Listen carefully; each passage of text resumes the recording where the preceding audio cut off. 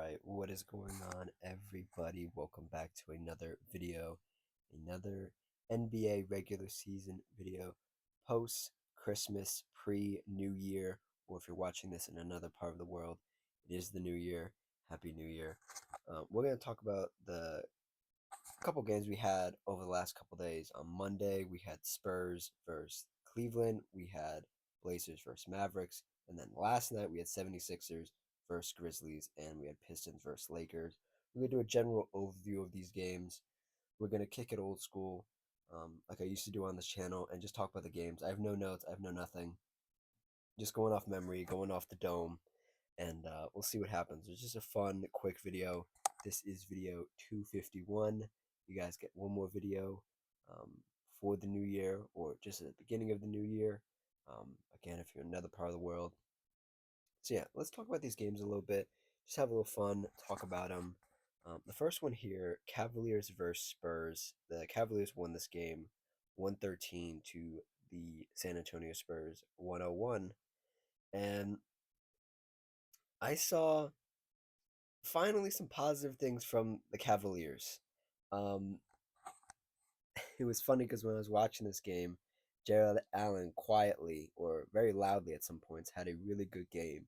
And in my previous video, when I talked about the Cavaliers, I was like, oh, I don't know. Maybe they should trade Jared Allen. Maybe they should trade Darius Garland. And then Jared Allen comes out on a national stage, primetime game, gives Victor Wembanyama 27 and 10. Um, and he looked really good again. Finally, he looked really good, and I'm still not sold on the front court of him and Evan Mobley as like a championship front court, but in like these moments where Darius Garland doesn't have a good game, Evan Mobley doesn't have a particularly great game, Donovan Mitchell has one of his worst games of the year, and you're relying on Jared Allen to be your leading scorer. It's a very interesting dilemma, and I don't know if it's positive or negative. I guess it's positive for um, Jared Allen's confidence, but it's also like, yeah, we won the game, but I guess you could also spin it as, well, our fourth best player won us the game, so I guess we're still a pretty good team. You can also look at it that way. There are a bunch of ways to look at this. I'm going to choose to look at it positively, even though I talked shit about Darius Garland and Jared Allen in my previous video. Jared Allen had a pretty good game. The rest of the group here, Dean Wade 10, Evan Mobley 16 points, 7 rebounds, Donovan Mitchell 10 points, 7 assists, Darius Garland 15 points, 11 assists, 3 turnovers. Off the bench, DeAndre Hunter still struggling. Had a bit of at least he showed up. We'll put it that way. He showed up at least. 11 points, and then you had Jalen Tyson, 2 points, Craig Porter, or Jalen Tyson, 11 points, Craig Porter, 2 points. These two guys, especially Jalen Tyson, he hit like 2 back-to-back threes in the corner. These two guys looked really good throughout the course of this game. And I believe it was the third or the beginning of the fourth, whenever they had the bench out there for the Cleveland Cavaliers. Tyson and Craig Porter looked like a really good duo for like, we'll say like 8 to 10 minutes. They look like a really good duo, and they look like, oh, this is the backup. This is the backup backcourt that we've been waiting on, because Lonzo Ball did not play this game. Tyrese Proctor did not play this game. So you throw Jalen Tyson and Craig Porter out there, and you get something at least a little positive. I mean, Craig Porter had 4 assists here. Jalen Tyson had 2 assists. Um, Porter had 6 rebounds. Tyson had 3 rebounds. Tyson was 3 of 4 from three, 4 of 8 overall from field goal. They look like a really, really good duo for some moments right there. What else did I think about this game? Um, I thought this game was, honestly, I think every game for the Cleveland Cavaliers going forward is make or break.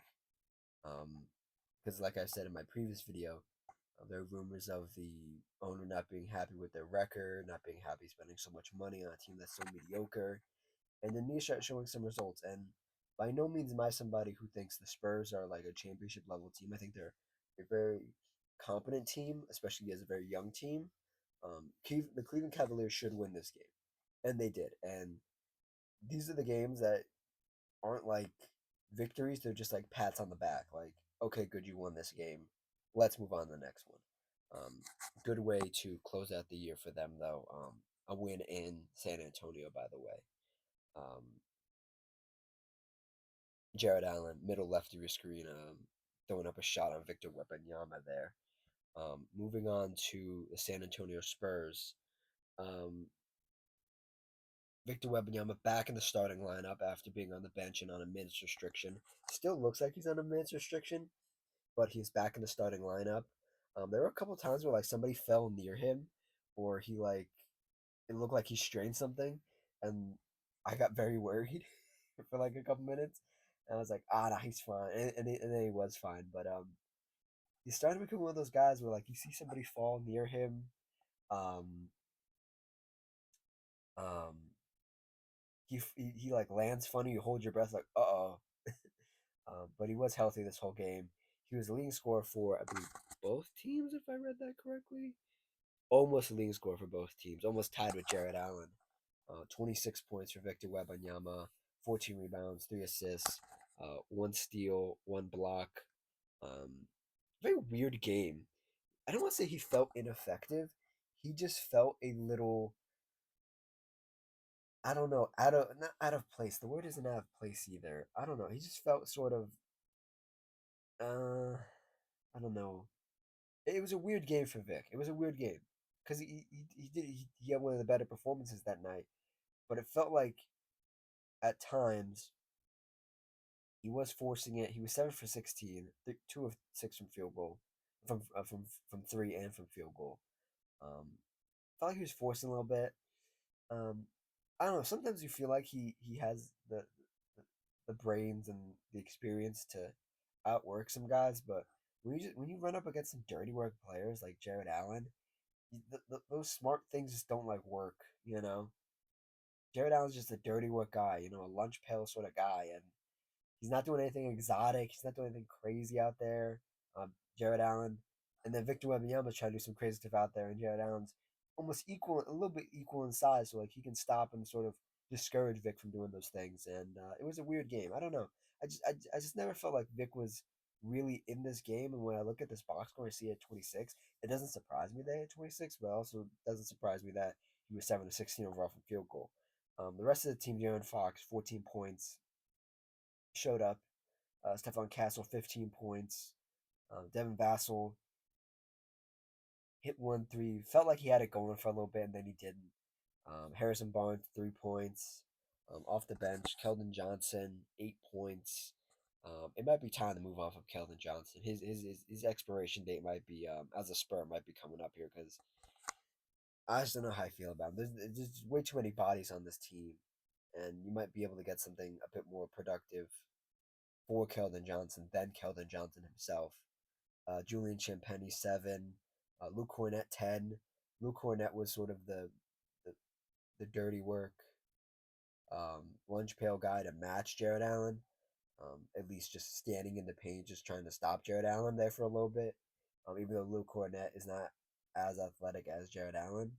And then Dylan Harper, the rookie, 11 points. Had some really good moments this game. The Spurs do fall short, though, on Monday night. Let's see here. Moving on here to Dallas Mavericks, Portland Trailblazers. I did not know how good this game would be. When I saw it on the schedule, I was like, oh, I don't know. This could be like a blowout. This could be really close. It ended up being really close. Um, Portland Trailblazers won it 125 to the Dallas Mavericks 122. And like the third or fourth best player, well, I should say the third best player for both these teams came off the bench, um, which is not to discredit anybody in the starting lineup, but for the Mavs, Brandon Williams had 22 points, a revenge game, a return for Portland for Brandon Williams. And then Caleb Love off the bench for the Blazers, 24 points. Um, both these guys off the bench were crazy to watch, especially Caleb Love. I know some people who are pretty high on Caleb Love, and I was like, I don't know who Caleb Love is. I don't really care. And then he showed up. I was like, oh, okay, Caleb Love. Okay, there he is. Very nice. Um, this game was interesting because you would think these teams are at two different points in their I don't want to say rebuilds. I guess you could say rebuilds at this point, or at least there are two different points in their organization's process of trying to get to be a playoff team. We'll put it that way.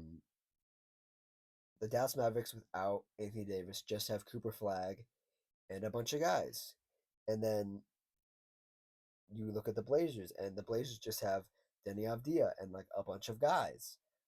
And you look at both these teams, and you're like, oh, this could be close. And then you think, oh, the Blazers, they're gonna pull ahead a little bit. They're gonna pull ahead. Their defense is really good. They got Klingon, who had a really good game. One of the better games I've seen Klingon play personally, just watching Klingon very sporadically, like I have. 18 points, 11 rebounds for the Portland Trailblazers center. Um, Shaden Sharp had a really good game, 24 points. Denny Avdia, 27, like I said. Um, Sidney Sudoku, 6. Tumani Kamara, 8 or 9. Tumani's been kind of disappointing this year. He needs to get back to what he knows how to do. He was 3 or 5 from 3, so that is a bit more positive, getting back into his role, but still felt like he was doing a little too much. Um, and then, like I said, um, Caleb Love off the bench, 24 points. Caleb Love, middle right of your screen. And then just something funny, I realized Robert Williams played in this game. Um, 8 points for Robert Williams, 8 rebounds. Portland Trailblazers backup center. And I was watching this game, and I was like, "Oh my gosh, is that Robert Williams?" And then I started thinking, I was like, "I don't think I've seen Robert Williams play basketball since like 2022, since like the 2022 finals. I just haven't seen Robert Williams play basketball." And it just made me giggle because I was like, "Oh my gosh, this is the first time I'm seeing him play." And he played surprisingly well. I mean, he played just like 20 minutes, but you know, when you have Klingon giving you 18 and 11, and was this no blocks for Klingon, but one block for Robert Williams. You kind of keep Klingon out there, but yeah, this game was full of ups and downs, and it really did come down to the bench. At some point, it was a battle between Brandon Williams and Caleb Love, and that was interesting. Um, this game came down to crunch time, obviously indicated by the close score. Um, Cooper, man, oh man, Cooper. I know he's a rookie, but Cooper needs to understand when he's the only star out there, like literally, he's the only star out there right now without Anthony Davis out there. He needs to go for the game-winning shot, and not pass it off to Najee Marshall. I like Najee Marshall. He's an eye player. He's a cute player. You know, he does some okay things. You know, I'm not trusting Najee Marshall with the last shot. Cooper needs to take that. He drove it in. I forget on who, but he drove it in right into the free throw line, and they kicked it out to Najee Marshall in the far right corner. Clank. And then the Blazers got another attempt at it. Um, Drove something a little different. Still the ball in Cooper Flag's hands. I believe the pass through somebody else, and then that pass went to Klay Thompson in the close left corner, and it was the same result, a clank. Um, Very, very disappointing ending. Um, I understand this team's a bit undermanned right now. They're without Anthony Davis. They're without Derek Lively. Um, D'Angelo Russell is, I guess, just fallen out of the rotation. Jaden Hardy has fallen out of the rotation as well. In favor of guys like Ryan Nemhard, um, Max Christie, who had 25. Shout out Max Christie, leading scorer for the Mavericks. Wow, good for him. Um, but yeah, just a disappointing end. I under and I think what people get hung up on is that like, oh, you want the star player to take the last shot. Why can't they make the right play? Yeah, like when you're an established player, you can make those decisions. Okay, I can either take the shot or make the play. Cooper's so young in his career, he just needs to get used to that moment and just say, hey, I'm just going to throw this shot up. I just need to get to the basket and throw it up, and maybe they'll call the foul.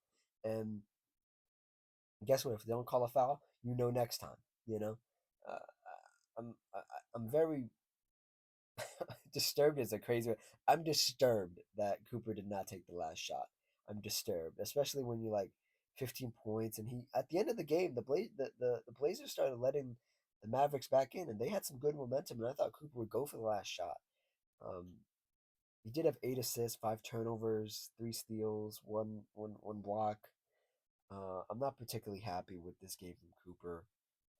Although the team did look better and the stuff the stuff I see online about like oh the Mavericks should build around Cooper Flag and Kyrie Irving. Kyrie Irving's 33 years old, guys. We don't need. I would like Kyrie Irving to be on the team. I think just as like a crutch for Cooper Flag to learn from Kyrie Irving, who's out right now, who will get an update on, hopefully this month of January, whether he will play this season or not. But I think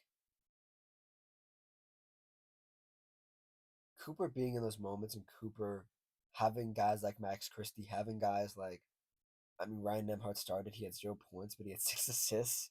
Having guys like Brandon Williams around is an indication to me that this could be a quick rebuild because a lot of these guys are already ready. You know, if that makes sense. But for the Blazers, it's a good win, a solid win. Im- they improve, I guess, to 14-9 or 14-19, pardon me, and they're 7-9 at home. And then the Mavericks are 3-13 away. They cannot win they cannot win these away games. And 12 of 22 overall for the season. Wow. Okay. Yeah. Crazy. Moving on here. Um 76ers, Grizzlies. 76ers won this game in overtime, 139 to the Grizzlies, 136. Both teams, surprisingly, at least I'd say about 95% healthy, both teams. The Grizzlies were missing Zach Edey, Vince Williams, and KCP. And um, yeah, they were both missing those guys. And the 76ers were pretty much healthy. They had a couple DMPs, but those were coaches' decisions. Um, and this was one of the first games, I think this was the fifth game overall, where Paul George, Joel Embiid, and Tyrese Maxey all played in the same game together. And I believe started together as well. And this starting five was rounded out with Dominic Barlow, who's been okay, and the rookie sensation VJ Edgecombe. And this was one of the better games um, from both teams. I really liked the game from both teams. The 76ers just it looks clunky. It looks clunky at times. It looks really bad at times, but it works. And you convince if you're a Sixers fan, I can see yourself convincing yourself that you're like, oh, this team's gonna be really good, or at least a playoff caliber team. Joel Embiid, best game of his year so far, or best game of his season so far. 34 points, 10 rebounds, 8 assists, 2 blocks, 1 steal. The reports are true. Joel Embiid does not jump anymore. And when he does jump, it looks so awkward. And you're like, oh god. Um, yeah. Joel Embiid does not jump anymore, but he is still as effective as ever. Even on guys like Jaren Jackson Jr., former Defensive Player of the Year, even on guys like Christian Koloko, even on guys like who else they throw at? Jock Landale. Joel Embiid still not his MVP self, but somewhere near like borderline all-star level Joel Embiid. Tyrese Maxey tied Joel Embiid's um, high with 34. Not on great efficiency. I really want Tyrese to get that efficiency up, even though I do like his play style. He needs to tighten up that shot diet a little bit and be a little bit better with his shot selection, especially when you have other guys around you. Um, VJ Edgecombe also not a great percentage wise, but 25 points, 6 rebounds, 4 assists, 4 steals, and really, really positive stuff for him. against one of the better defensive teams here in the West. And then Dominic Barlow, 12, Quentin Grimes, 11, showed up a little bit in the third and the fourth. Um, Thoughts about this 76ers team overall? Um, man, I don't know. Again, it's weird, but it works. And the Grizzlies aren't the greatest team in the world right now. They're actually kind of bad, but this is one of their better games. So I guess you could say it was level competition, and the Sixers came out on top. Um, Paul George is out here. Paul George is trusted with a couple clutch shots as well. I didn't like that either. Him and Clay Thompson and him and Clay Thompson both had like clutch shots that they could have made, or some shots down the road that they could have made. And even on the broadcast, though, that's a good shooter. And I thought to myself, I was like, are these guys really good shooters? I mean, Paul George on this season, this young season, is a good shooter, but like Clay Thompson isn't a great shooter anymore. Paul George isn't like a reliable shooter anymore. And I looked at I thought to myself, like, these aren't good shots. You need to give it to somebody else, man. Like, I don't know. Maybe that's a bit like hyperbolic. Maybe that's a bit of an overreaction. But at this point in their careers, I don't trust Paul George with the last shot. I don't trust Clay Thompson with the last shot. Let somebody else get it. Let Tyrese get it. Let VJ get it. Let somebody else get it, man. Um, yeah, it was weird. It was wild, but it worked for the Sixers. And yeah, um, one of their better games. I actually enjoyed watching them. There wasn't Joel Embiid flopping. There wasn't like a bunch of hoopla. There were some technicals handed out in this game, but overall a pretty good watching experience. And the Memphis Grizzlies, man, relatively healthy. Their coach still doing some odd things, but it almost worked. Jaren Jackson Jr. 15 points, 12 rebounds. Cedric Howard, that kid's the real deal. 28 points, um, 10 of 16, very efficient from field goal. 2 of 4 from three. 16 rebounds for Cedric Howard. Just an athletic beast. I was watching this game, and I was watching another game too, and I forget which one it was. Um, and I was like, Cedric Howard has a lot of another young player. Ahmed Thompson in him, just athletic, just annoying on defense. Um, Head down, very how do you call it? Head down, very um rim oriented, around the basket oriented. And then for everybody else here, John Morant 40, 16 to 22, 16 to 22 though. And then you have GG Jackson 6, Santi Aldama 15.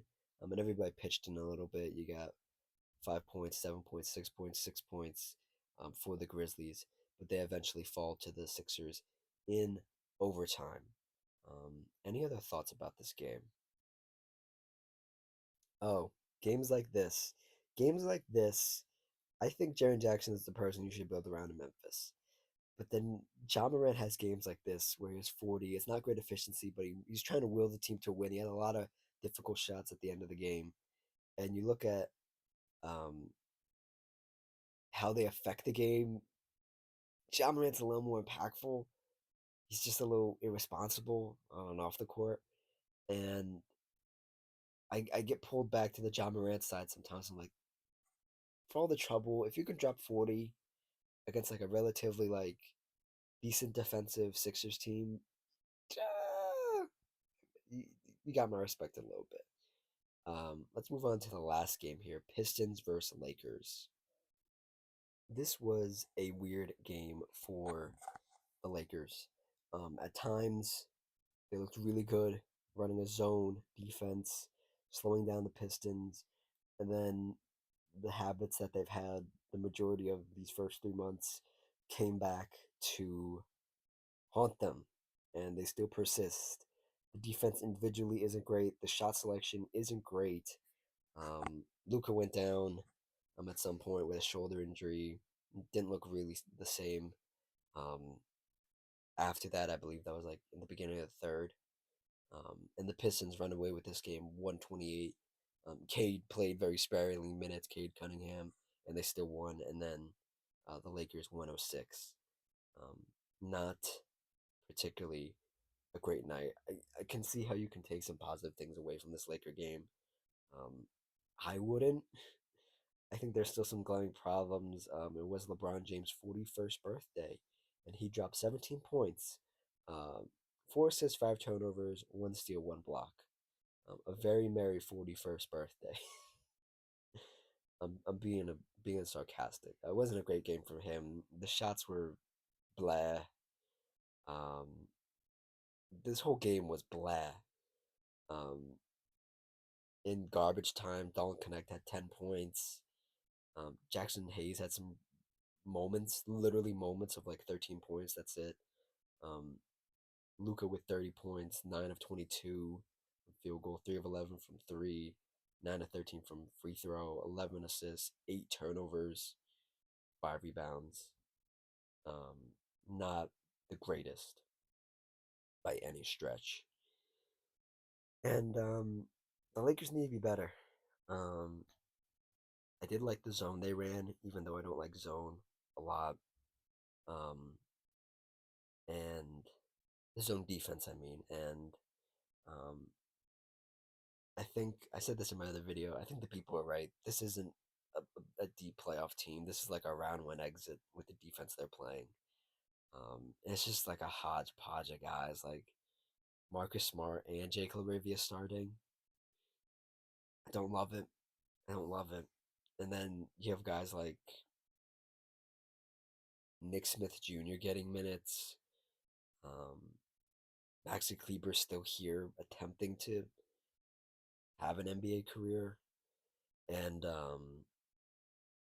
yeah, I didn't love it. What I did love from the Pistons, though, their defense, their energy, what they've been doing all year, they look like a deep playoff team. Um, 14 points for Duran, 8 rebounds, 5 steals for Duran as well. Crazy. I'm so happy I voted Duran for the All Star game. That's a really good pick.